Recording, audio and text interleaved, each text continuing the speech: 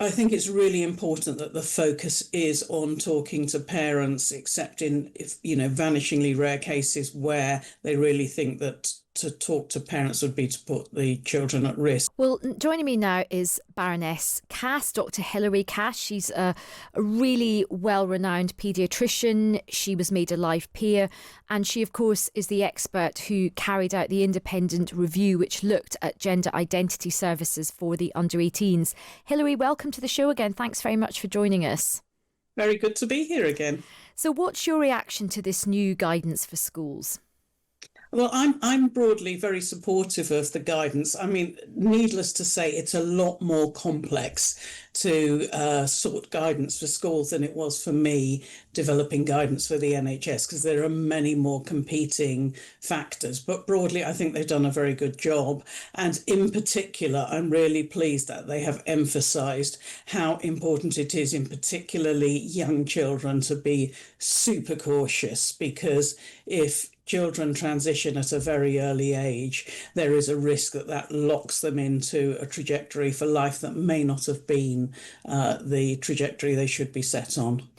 And when you were doing your research into all of this, what did you find in terms of how young people and children were in terms of wanting to question their gender identity? Well, I mean, as long as anyone's been seeing these children clinically going back into the 70s and 80s, there have always been a tiny number of children who, from when they're quite small, say they're the opposite gender and persist in that into adulthood. But even amongst those that start very early, still the vast majority grow out of it and often become gay men or women, but can just completely grow out of that, or sometimes they're gender non-conforming in adulthood. But before social media, before puberty blockers, before medicalisation, there was always that tiny number that persisted into adulthood. And in your view as well, how does schools strike the right balance of letting parents know, but also having the confidence of children as well? What's the right balance to strike there? Yeah, I think it's really important that the focus is on talking to parents, except in, if, vanishingly rare cases where they really think that to talk to parents would be to put the children at risk. Because when I was doing my review, there were children being regularly socially transitioned without knowledge or permission of the parents. And those parents were often in possession of really important information, like there'd been a trauma, and following the trauma, that young person had gone through cutting and anorexia and then was expressing distress about their gender, and they were completely cut out of the picture. So I think that's absolutely key. And on the whole, if a child does question their gender, particularly let's say at primary school where they are very, very young, what is the right balance to strike in terms of not wanting to overly influence or facilitate a child, pushing them down the track, but also not distressing them in terms of just denying how they're feeling? What is the right balance for teachers and schools? I think with a young child, it's pretty much inconceivable that the parents won't know that child is questioning their gender. They would be saying at home that they were the opposite gender, as well as at school. At 5, children don't behave differently in school from at home.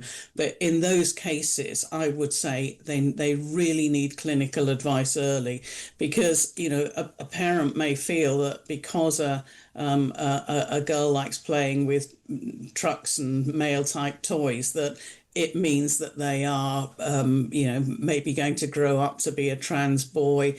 And they can make the wrong decision too early, but partly because of all the media that we've been exposed to. And it's really important that we don't typecast girls into and boys. I mean, maybe the girl who likes playing with trucks is going to grow up to be a car engineer, but, doesn't mean she's going to grow up to be a trans male. So clinical advice at that early stage is really crucial. I mean, largely to help parents realise this is just normal. It's normal, and it's common for kids to display a range of behaviours, and most of them just grow out of it at a later date. It's really interesting. You've said that. I mean, I was speaking to some friends of mine who have got children. I don't have children myself, but quite a few have said that they have gone through a situation with their children where they have verbalized questioning their gender, and the parents have been quite alarmed about this, but they haven't sort of gone completely mad at the child. They've said, okay, let's keep it under review, let's talk about it, and then sort of 6 months later it's gone, it's not an issue anymore. Exactly. Because exactly.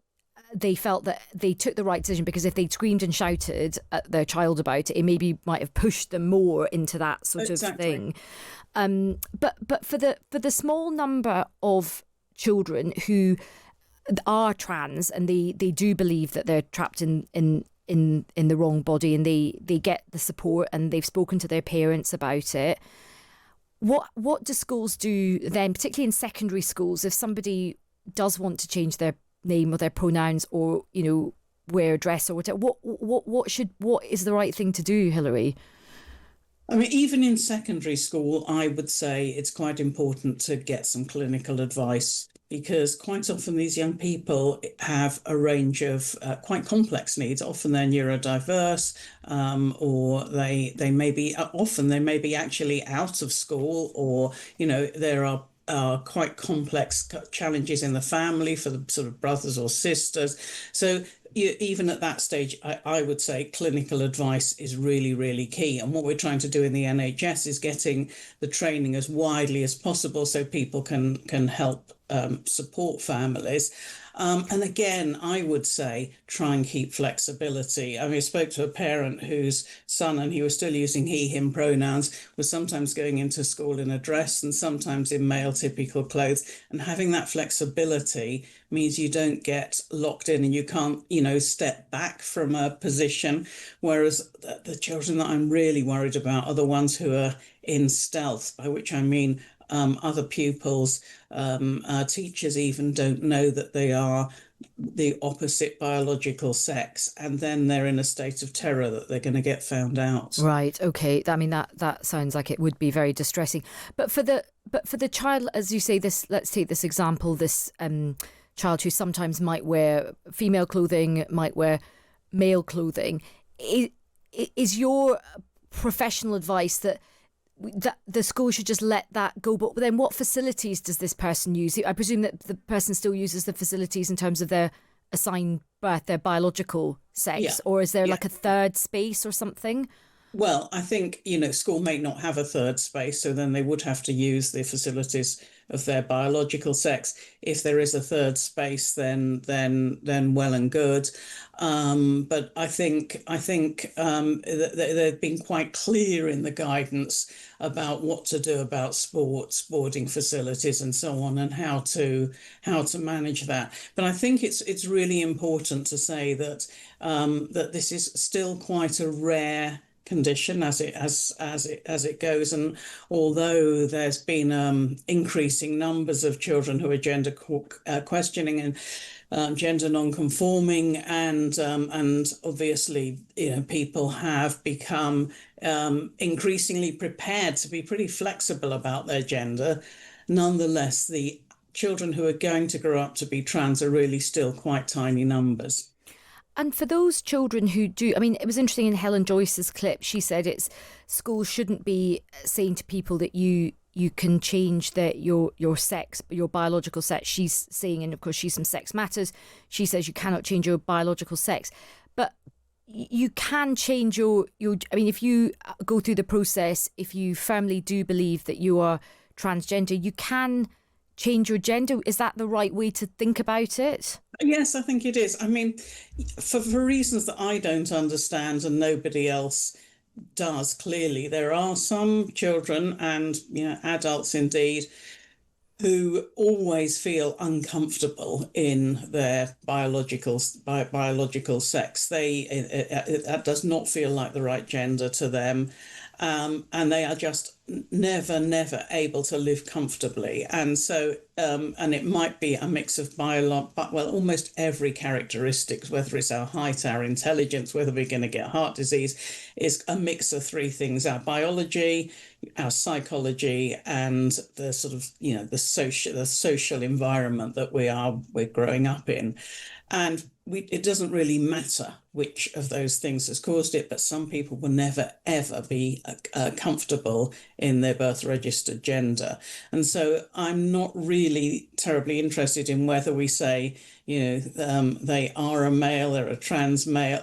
For me, that's not important. It's what do we do clinically to make them as comfortable as possible? And also, how does society respond to make them as comfortable as possible? And the semantics of it are less important for me. And final question to you, Hilary. There's a lot of controversy even over this trial, this clinical trial for puberty blockers for young people. There's quite a lot of parliamentarians and others who are very against this. What's your thoughts on it? Well, the team who are actually leading the trial are just about the best academics I'm aware of for doing trials in young people with complex conditions such as this. And the reality is that we've told young people for 15 plus years that puberty blockers are safe and life-saving and essential to their well-being. And if we now suddenly say, well, we don't think that's right, and we're just going to ban them without any prospect of trying to discover the truth, they're going to go and they are going and getting them abroad or from really dangerous, unregulated sources. So I think we owe it to children and young people to answer that question for them definitively. And what about the risk to those young people involved in the trial? If it is found that they do a long-lasting damage, what about the people in the trial?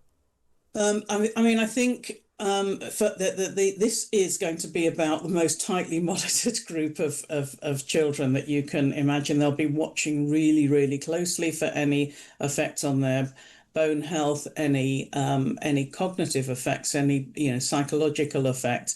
They're going to be monitoring that more tightly than anyone has ever done for these drugs. And so any indication that a young person is coming to significant harm, they would act on that and stop the drug for that particular child or young person. Well, look, Hilary, it's always so interesting speaking with you. Always learn so much from our conversations. Thanks very much for your time.